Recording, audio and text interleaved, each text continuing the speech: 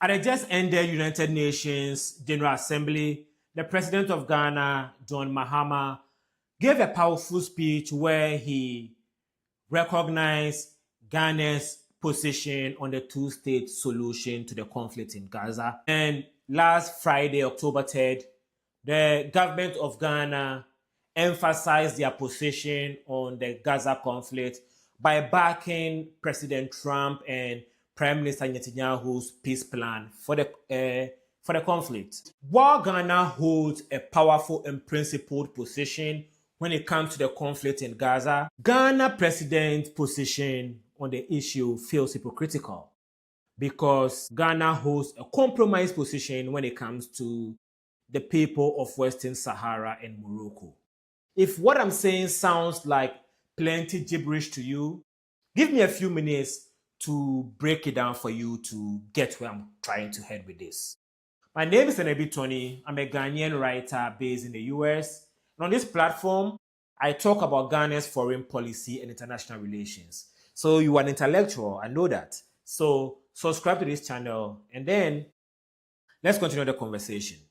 Let's start with definition of a word and then we will take it and then I'll break down everything else. The word is self-determination. Under the United Nations Charter, there is principle called principle of self-determination, which is captured in chapter 1 of the UN Charter and then chapter 44. And the principle of self-determination, to put it in plain English, is the right of a group of people to determine their political status and to pursue economic, social, and cultural development. Basically, a group of people have the right to determine what they are politically, right? And there are two ways that people do this. They have the eternal self-determination where they have a meaningful political participation and autonomy. And we have the external where they have the right to form an independent state. So what is a state? Why does Ghana recognize two-state solution? State, the word state, what does it mean? The word state under the Montevideo Convention have 4 qualities. What will make you a state is if you have a permanent population. So permanent population means that you have a way to determine somebody becomes a citizen of your state. So for example, Ghana's population was 4 million in 1957 when we had independence. Now Ghana's population is 30 million.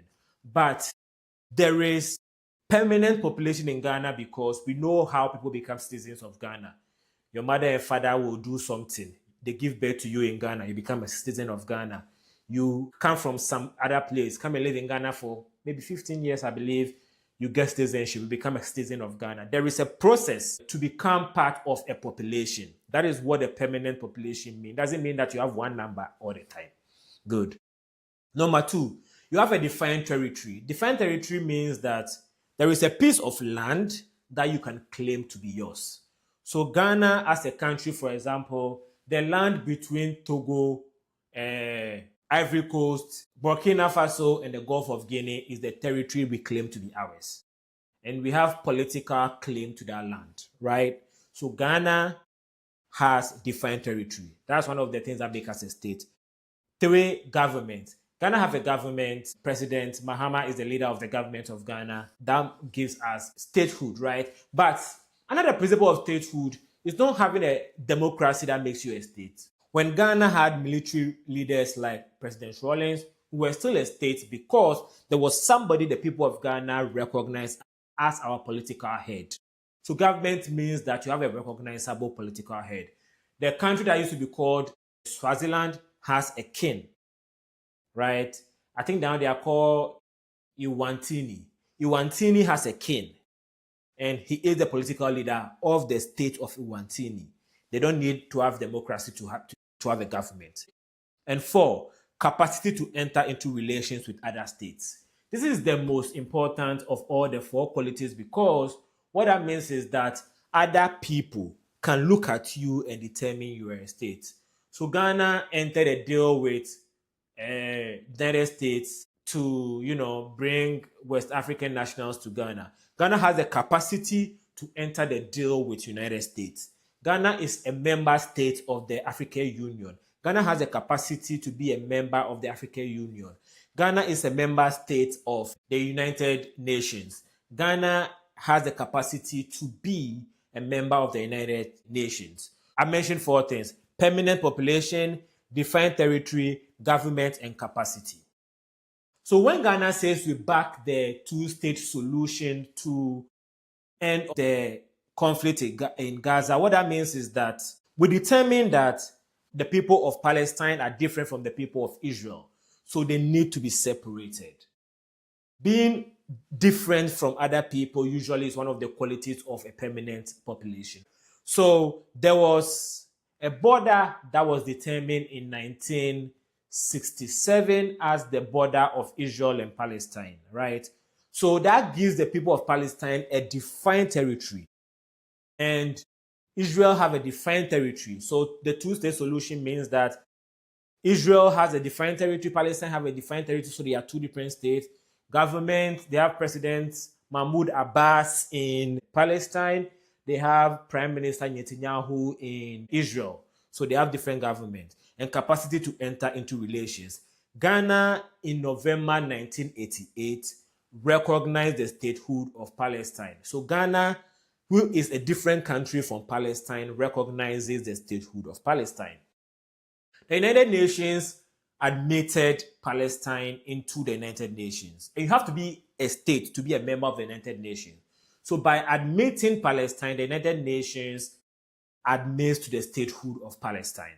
So the four qualities you need to be considered a state, according to Ghana government's position under the principle of self-determination, Palestinian means that. Now, what has it got to do with Morocco? In 1909, usually you notice that whenever I'm about to say numbers, I wait, because when I was considered dyslexic as a kid, so I have issues remembering numbers. So I have to count 1 to 7 in my head when I'm about to say the number 7. And I'm a very smart person. Life, you can't have everything, right? So in 1979, Ghana recognized Western Sahara as a state. Western Sahara have diplomatic relations with Ghana. So Ghana recognized that Western Sahara has a permanent population, defined territory, government, and capacity to enter into relations with Ghana. African Union also recognized Western Sahara as a state. Fun fact, Morocco left African Union because Morocco did not recognize Western Sahara as a state. So Morocco says that I will not be in the same union with these people because I don't recognize them as a state. Why? Morocco thinks that Western Sahara is a territory of Morocco. So Morocco thinks that Western Sahara doesn't have a defined territory. Their territory is under Morocco. And I have a video on this channel where I give detailed explanation on how Morocco came to the conclusion that Western Sahara is their territory. I'll put it at the end of this video, but also at top here, so that if you're interested in knowing more, you can get into it. So now let's go back to the conversation.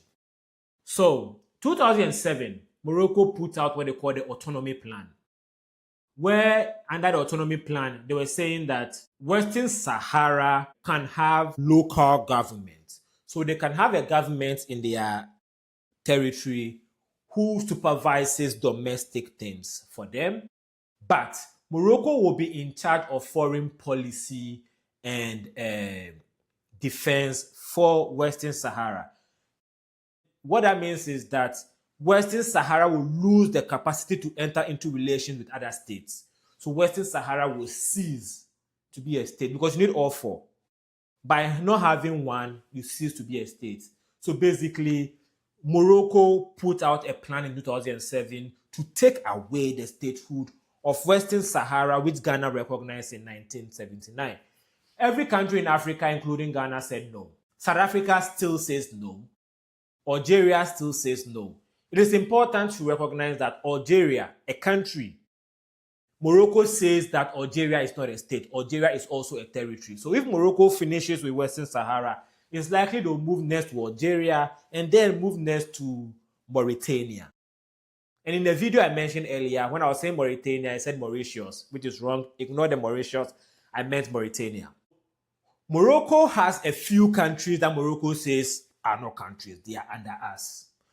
Basically, Morocco is saying that they are colonizers of these territories. In 2025, this year, yeah, the government of Ghana said Morocco's autonomy plan is the most pragmatic compromise to the end of the conflict in Western Sahara. So basically, Ghana says that we agree with Morocco. Western Sahara is not a country. And Ghana cut diplomatic relations with Western Sahara. Sad. And what did Ghana get in return? The government of Ghana, before they announced cutting diplomatic relations with Western Sahara, they announced that Ghanaians will now get to enter Morocco without visa. Ghanaians get to go to Morocco visa-free. Morocco gave Ghanaian students scholarship. There is a protest right now in Morocco, which the youth of Morocco are saying that the government of Morocco is not investing enough into education in Morocco and health. Ghana says that, yeah, we don't see what the youth of Morocco are saying. Morocco should give Ghanaian students scholarship. I have some friends who went to school in Morocco. It's a relatively good country to go to school at. But in exchange for stuff like this, and I'm pretty sure other stuff, government of Ghana cut diplomatic relations with Western Sahara. So while government of Ghana has a principled position when it comes to the statehood of Palestine, government of Ghana has a compromised position when it comes to the statehood of Western Sahara, aka government of Ghana doesn't recognize the statehood of Western Sahara because Morocco says don't do that. And this is hypocritical and embarrassing for Ghana. The double standards. When it comes to a country in the Middle East, President of Ghana has been a champion of the safety and statehood of that country. When it comes to a country in Africa, the president of Ghana is a compromised hypocrite, right? I don't know why the government of Ghana believes that the people of Palestine are better or more special than the people of Western Sahara. I don't know why, but I want to know why.